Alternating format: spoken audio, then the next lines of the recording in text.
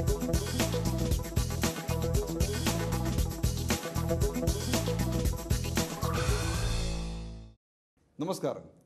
Zee 24 तासच्या heart to heart या मुलाखतींच्या विशेष कार्यक्रमात आपलं स्वागत.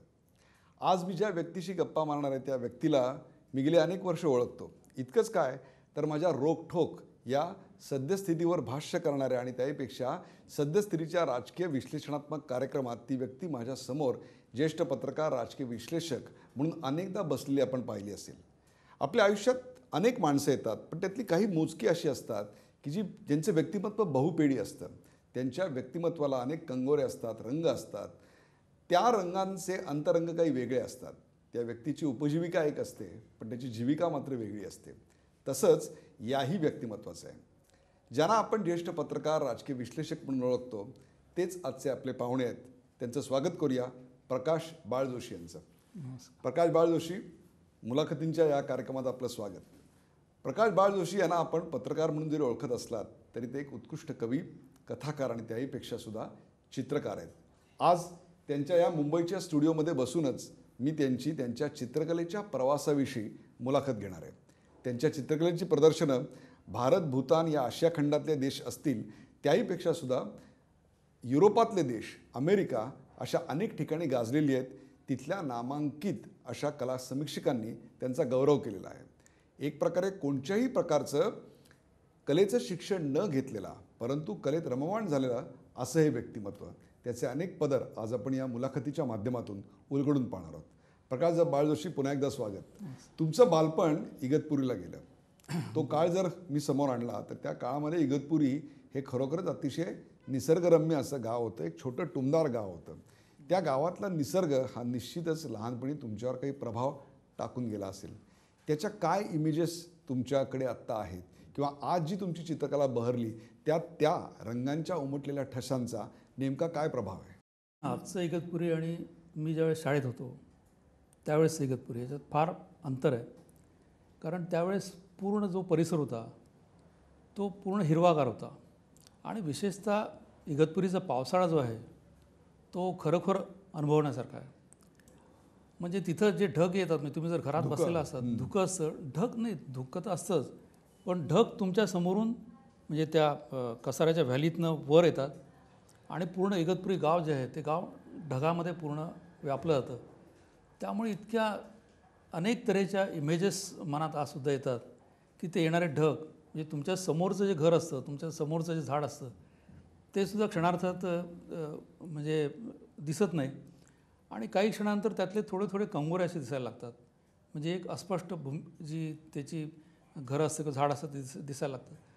त्यामुळे शाळेत असताना हे निसर्गानं जे काय आम्हाला दिलं ते मला असं वाटतं पुढं माझ्या चित्रकलेच्या प्रवासामध्ये हळूहळू ते म्हणजे माझ्या अंतर्मनात जे साठलेलं आहे ते चित्रकलेमध्ये हळूहळू समोर येतं आहे. लहानपणी प्रत्येकाला शाळेमध्ये चित्रकला नावाचा एक विषय असतो आणि तो बहुतांशी वेळा ऑप्शन असाच निवडला जातो. परंतु मला नक्की खात्री आहे की तुम्ही चित्रकला हा विषय नक्कीच ऑप्शनला टाकला नसेल. किंबहुना चित्रकलेची तुमची आवड ही तुमच्या लहानपणापासूनच तुमच्या लक्षात आली असणार. तुमच्या चित्रकलेचा पहिला शिक्षक कोण? तसं मला जे आठवतं ते मला ज्यावेळेस प्रथम म्हणजे आपण जेव्हा शाळेत त्यावेळेस जायचो त्यावेळेस पाटी असायची, म्हणजे त्याला ते कडी असायची धरायची अशी, आणि तो पेन्सिल किंवा खडू असायचा. तर ते सुरुवातीला म्हणजे पहिलीत गेल्यानंतर ते शाळेत शिकवायचे तुम्हाला अ काढा, श्री गणेशा. तर मी ते काढत असतानाच वेगवेगळे आकार म्हणजे चित्र काढायचो. आणि त्यावेळेस एक पोपट काढायचं माझ्या डोक्यात फार होतं, कारण पोपटाविषयी मला एक काय प्रचंड लहानपणीच खूप कुतूहल होतं. तर तो पोपट मी काढायचो. मी हिरव्या रंगाचं आकर्षण तिथेही दिसतं. बरोबर. तर तो पोपट काढताना त्याचा डोळा काढायचो, पण त्या डोळा काही बरोबर जमायचा नाही. त्यामुळे तो पोपट असं जिवंत वाटायचा नाही. मग आईला मी विचारलं की हा पोपट, तर आई म्हणाली जोपर्यंत तुला डोळा काढणं जमत नाही, त्या डोळ्यामध्ये तू प्राण ओतत नाही तोपर्यंत तुला हा पोपट आहे, हा पोपट जिवंत झाल्यासारखं वाटणार नाही. त्यामुळे असं म्हणजे आणि शाळेत असतानासुद्धा चित्रकला हा तर अतिशय आवडता माझा विषय होता. आणि आमच्या शाळेमध्ये म्हणजे तुमचा जो वर्ग असेल तो चित्रकलेचा वेगळा असा वर्ग होता. म्हणजे तिथं बसायला असे चौकोनी बाक असायचे ज्याच्यावर तुम्ही तुमचा पेपर ठेवू शकायचे, पेन्सिल वगैरे, कलर बॉक्स वगैरे. तर ती एक गंमत असायची की आपला वर्ग सोडून आपलं दप्तर मागे ठेवून म्हणजे अभ्यास मागे ठेवून तुम्ही त्या कलेच्या वर्गामध्ये चित्रकलेच्या वर्गात जायचे. तिथे आम्हाला अडावतकर नावाचे शिक्षक होते. अतिशय साधे परंतु खूप चित्रकलेवर प्रेम करणारे आणि तितकंच मुलांवर प्रेम करून मुलांकडून चांगलं काढून घेणारे. ते असं छोटं त्यांचं धोतर असायचं, वरती पांढरा शर्ट, काळा कोट आणि असं त्यांचे म्हणजे चित्रकाराचं ज्या पद्धतीचं स्वरूप होतं ते अजिबात नाही, म्हणजे अतिशय कडक असे शिस्तीचे होते. आणि ते गेल्यानंतर आम्हाला अनेक त्यांनी मग ते फ्री हँड ड्रॉईंग शिकवलं, ऑब्जेक्टिव्ह ड्रॉईंग शिकवलं. आणि मला अजून आठवतं म्हणजे त्यांनी 3 पॉईंट पर्स्पेक्टिव्ह म्हणजे एखाद्या गोष्टीकडे बघताना आपण तिन्ही बाजूने कसं बघितलं पाहिजे आणि ते कसं कागदावर उतरवलं पाहिजे हे आम्हाला त्यांनी शाळेत असताना शिकवलं होतं. मला हा मुद्दा अशा करता महत्त्वाचा वाटतो की नंतर पुढे जाऊन तुम्ही रूढ अर्थानं कुठल्याही प्रकारचं कलेचं शिक्षण घेतलं नाही, तुम्ही काही जे स्कूल ऑफ आर्टला गेला नाहीत, परंतु तुमची कला मात्र बहरत गेली. हे कसं झालं आणि हा कलेचा शिक्षणाचा संस्कार झाला नाही याची आता मागे वळून पाहताना खंत वाटते का, की खरोखरच आपण जे स्कूल ऑफला जर ॲडमिशन घेतली असती तर आपल्याला त्याचं एक रीतसर शिक्षण मिळालं असतं, त्याचं ग्रामर कळलं असतं. परंतु हे न करता सुद्धा स्वयंप्रेरित स्वयंशिक्षेनं तुम्ही आपली कला फुलवत नेलीत, याबद्दल काय सांगाल?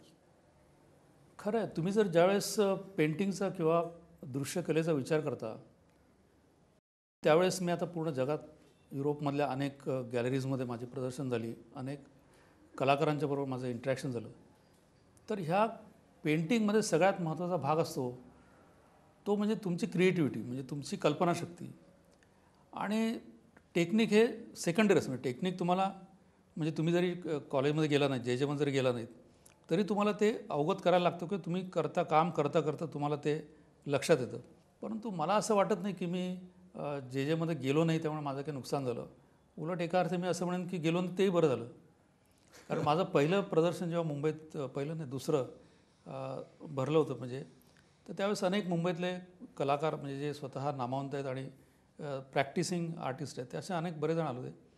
आणि त्यांनी मला सांगितलं की तुम्ही म्हणजे आम्हाला जे शिकवलेलं आहे त्याच्या पलीकडे जाऊन तुम्ही अनेक नियम मोडून खूप केलेलं आहे, परंतु ते करताना तुमची स्वतःची जी काही क्रिएटिव्हिटी आहे ती दिसून येते. त्यामुळे ते आहे प्रिझर्व करा. आणि आमचे मराठीचे प्राध्यापक होते ते कॉलेजचं एक साहित्य विषयक वाहिलेलं असं एक पाक्षिक काढायचे. तर मी गेलो, म्हटलं मला जरा इंटरेस्ट आहे. तर ते म्हणाले तू काय लिहितोस, तू तर विज्ञानाचा विद्यार्थी आहे. मी त्यांना सांगितलं माझं सत्यकथेत कथा छापावली. म्हटलं काय थापा मारतोस म्हणाले.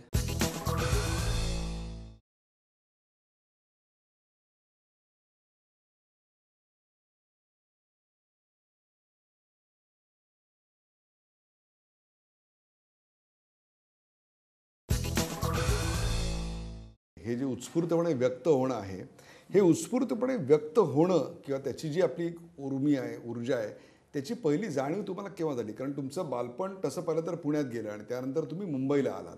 या संपूर्ण प्रवासात तुम्हाला जाणीव केव्हा झाली की हे नेमकं आपल्याकडे आहे? नाही, मला तशी जाणीव झाली नाही किंवा मी काही फार असं ठरवून काही केलेलं नाही. परंतु मला चित्रकलेची आवड होतीच. त्यानंतर कॉलेजमध्ये मी विज्ञानाचा विद्यार्थी म्हणजे सायन्सला होतो, BSc ला होतो. Complete diagonally opposite. Diagonally opposite म्हणजे पण म्हणजे बेंझिनमध्ये तुम्ही मला वाटतं चित्र शोधत राहिला. तर बेंझिनची रिंग असेल, तुम्हाला अनेक आकृत्या काढायला लागतात. बॉटनी होती, बॉटनीमधले पानांचे आकार वगैरे. बॉटनी मला फार आवडायचं कारण तिथे खूप ड्रॉइंगला वाव असायचा.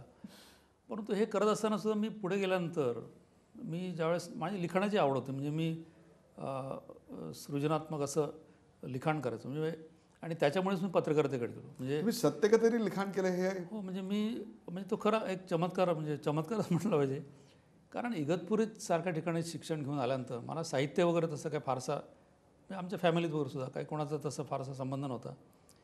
परंतु कॉलेजमध्ये गेल्यानंतर मी लायब्ररीत सत्यकथा नावाचं अंक पहिल्यांदा बघितला. ते मला काहीच माहीत नव्हतं, पण तो वाचला मी. मला म्हटलं बरं दिसतं, मी आपण सुद्धा लिहू शकतो.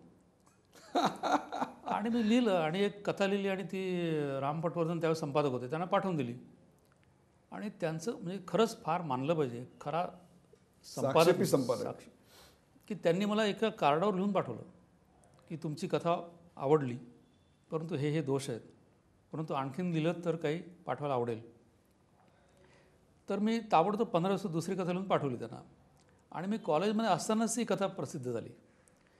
त्यामुळे लिहिणं माझं चालू होतं. आणि त्या काळात सत्यकथेत कथा प्रसिद्ध होणं हा आयुष्यभर बायोडाटात लिहिण्याचा विषय होता.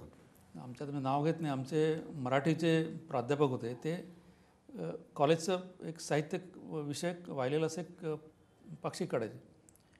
तर मी गेलो, म्हटलं मला जरा इंटरेस्ट आहे.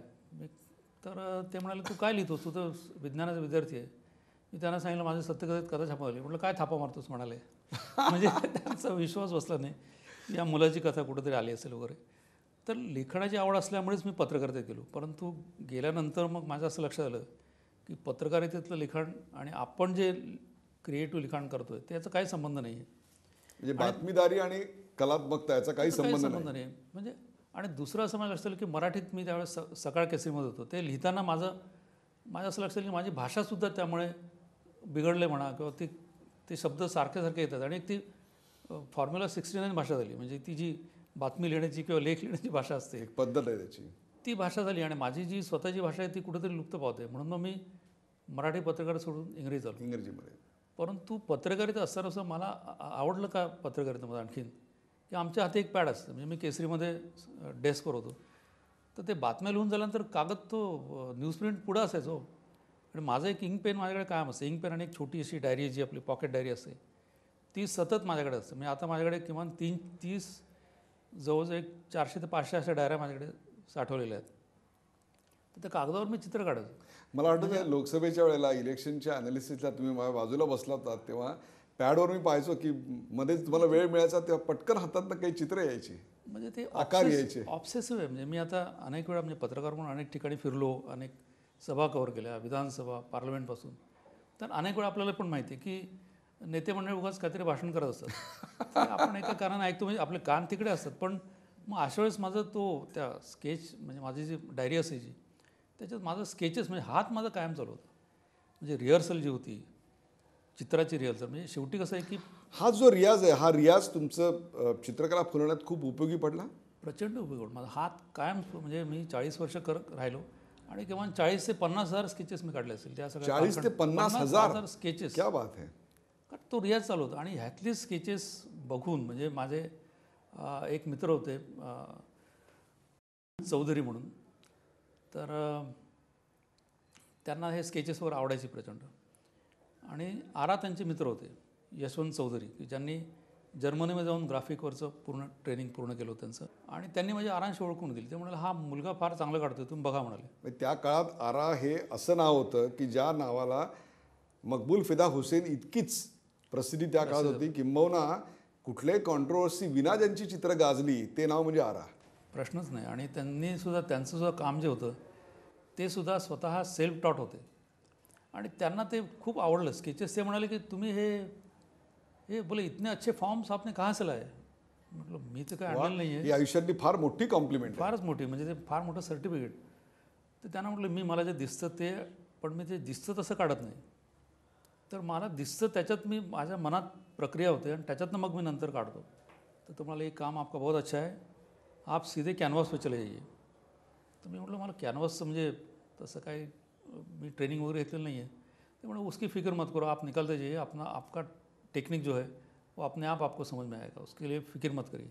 आणि मला असं वाटतं तो जो त्यांनी सल्ला दिला हा प्रचंड उपयोगी पडला. कारण त्यामुळेच मी चित्रकलेत, विशेषतः पेंटिंगमध्ये अशा प्रकारची काम करू शकलो. पण आरा ज्यांचा मृत्यू मला वाटतं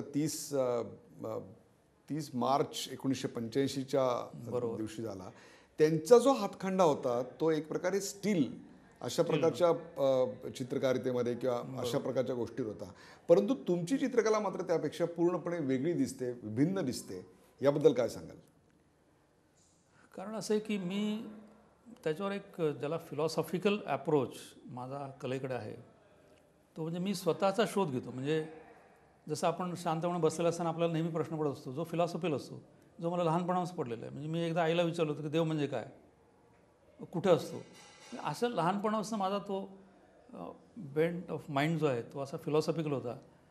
आणि त्यामुळे चित्र काढताना सुद्धा मी त्या चित्रातून, त्या माध्यमातून मी स्वतःचा शोध घेत असतो. म्हणजे एक प्रकारचं त्याला आपण जर जेवढा बाहेरचा प्रवास आहे तेवढाच तो आत खोलवर जाणारा प्रवास आहे. खोलवर जाणारा प्रवास आणि आतला प्रवास फार महत्त्वाचा असतो, की बाकी टेक्निक असतं. आणि दुसरं असं मला एक गोष्ट फार प्रकर्षाने जाणवते की माझा व्यवसाय जो होता पत्रकार होता, त्यामुळे चित्र काढताना माझ्यावर कुठलंही बंधन नसायचं किंवा मी त्याच्यावर माझी उपजीविकाही नसल्यामुळे मी पूर्ण स्वातंत्र्य खऱ्या अर्थानं मुक्त कलावंताचं जीवन तुम्हाला जगता पूर्ण. आणि मी जे काढलं हे स्वतःसाठी काढलं. म्हणजे मी काढत गेलो, सुरुवातीला फार कमी, म्हणजे वर्षातनं 1, 2, 3 वगैरे असं काढत असेल, परंतु काढत गेलो, कंटिन्यूअस काढत गेलो. आणि विशेषतः माझा तो स्केचेसचा जो सराव होता तो तर 24 तास, म्हणजे एक दिवस असा गेला नसेल की जो मी जे टाकलेला नाही. आज चित्रकार होऊ इच्छित आहेत किंवा ज्यांना चित्रकलेची आवड आहे त्यांच्यासाठी हात नेमका फिरता राहावा याकरता काय संस्कार करायला पाहिजे, त्याकरता ही जी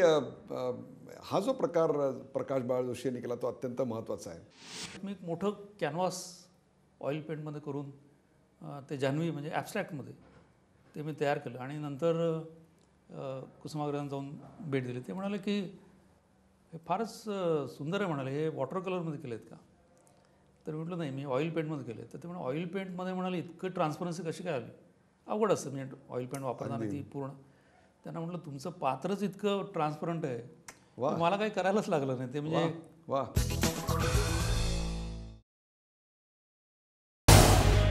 झी 24 तास रहा एक पाऊल पुढे.